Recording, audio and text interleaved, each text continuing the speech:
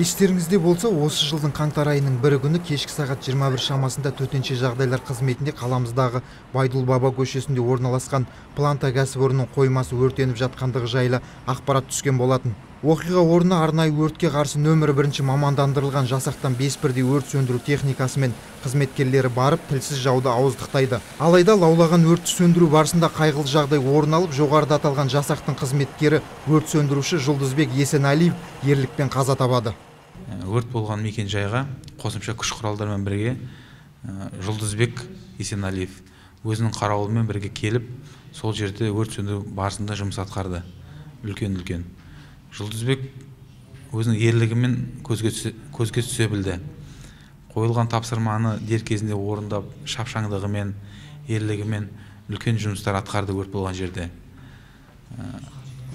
Өрт сөндіруге жақындаған кезде жоғарыдағы 7-8 метр биіктіктен плита құлап, Жұлдызбекті басып қалды. Өрт сөндіру алаңында сол түні Жұлдызбекпен бірге жанындағы жауынгерлік серігі Бекқали Жүнісов те болған. Тілсіз жаумен арпалыс салдарынан ауыр жарақат алған ол қазір ауруханада ем қабылдап жатыр.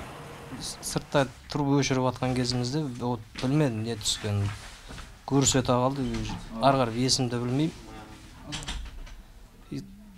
Мен құладым, құлаған кезімде аяма келіп плита түсті. Сол плита түскен кезде есімді жейдім. Бір қарасым аяғымда плита жатыр.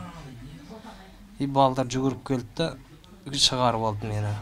37 жасқа енді ғана қадам басқан Жұлдызбек Есенәлиев өрт сөндіру саласындағы қызметін 2007 жылы бастап, 2011 жылы Қарағанды гарнизонынан оңтүстік Қазақстанға ауысып келген болатын. Осы аз уақыт ішінде ол өзін қызметте тек жақсы жағынан таныта білді дейді әріптестері. Өз жұмысына тиянақты, ұқыпты бала болатын. Білгенім жаңағыда ешкімнен не қылмайды, үйретіп, кейін келген жас буындарға үлгілі болып жүрген жігіт. Осы Есенәлиев Жұлдызбекті 8 айдан бері танимын. Жақсы жігіт етін, жұмыстан қайтпайтын. Осы өрт кезінде де өзін жақсы жағынан көрсетті.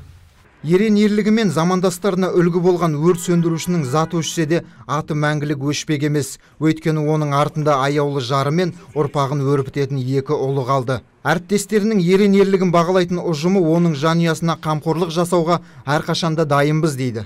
Біз осы уақытқа шейін өзіміздің қызметтестеріміздің арасынан хабарласып, қолымыздан келген көмегімізді беріп жатырмыз.